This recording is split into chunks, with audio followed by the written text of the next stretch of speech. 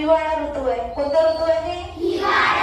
हिवाळा ऋतूमध्ये वेगवेगळी रानफळे मिळतात. रानफळ म्हणजे रानात मिळणारी फळे. ती फळे मिळतात, ती आपण खाल्ली पाहिजे. त्याच्यामुळे आपलं शरीर तंदुरुस्त असतं, चांगलं असतं. तर मग कोणतं फळ आहे? बघ आहे, आवळा आहे. पण काही मुलं खात नाही अजूनही. तर ते आपण खाल्ले पाहिजे. हा आवळा खूप पौष्टिक असतो आपल्या शरीरासाठी. आता पौष्टिक कसा असतो तेव्हा एक एक जण सांगणार आहे बघा. आवळा खाल्ल्याने तारुण्य टिकून असते. आवळा खाल्ल्याने रोग प्रतिकार शक्ती मजबूत बनते. खाल्ल्याने संसर्गजन्य आजारापासून बचाव होतो. आवळ्यात विटॅमिन सी, विटॅमिन ए, लोह, अँटीऑक्सिडंट भरपूर प्रमाणात असते.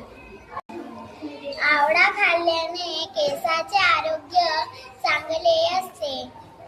आवळा खाल्ल्याने त्वचा मऊ व चमकदार होते. आवळा खाल्ल्याने हृदयाचे आरोग्य चांगले राहते. आवळा खाल्ल्याने रक्तातील साखर नियंत्रणात राहते.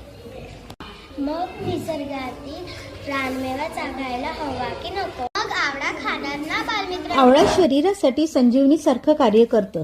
हे पटवून दिल्यानंतर आवळा कच्चा तर आपण खातोच, पण काही जणांना तो कच्चा खायला सुद्धा आवडत नाही. बघा ना, काही मुले तोंडे कशी वेडीवाकडी करतायत ती. त्यामुळेच तर मग आम्ही आवळ्याच्या विविध रेसिपी सांगायला सुरुवात केली. आवळा किस, आवळा कॅन्डी आणि आवळ्याचं लोणचं सुद्धा. आता तुम्हाला वाटेल हा सर्व खटाटोप कशासाठी? हे काय शाळेत चाललंय? अहो, आमच्या विषयाचाच भाग आहे बरं का. आणि शिवाय मुलांनी निसर्गाला आपलंसं करावं, रानातील रानमेवा खावा. एवढंच नसून यातून अभ्यास सुद्धा शिकावा. कसा बघा, ह्या एकाच उपक्रमातून किती विषय आम्ही साध्य केले बघा. आम्ही विविध चवी शिकलो, खारट, तुरट, आंबट आणि विज्ञानातील अन्न शिजवण्याच्या पद्धती सुद्धा.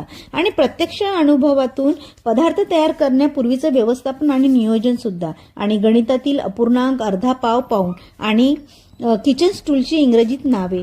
आणि बघा बरं, ह्या सर्व अनुभूती घेऊन आमची मुली शिकले आणि प्रत्यक्ष अनुभूती घेऊन स्वतः घरी आवळा किस बनवून आपली डबी सुद्धा तयार केली आमच्या धनुषनी. बघा, मग तुमची डबी कधी तयार होणार मित्रांनो? कसा वाटला आजचा व्हिडिओ?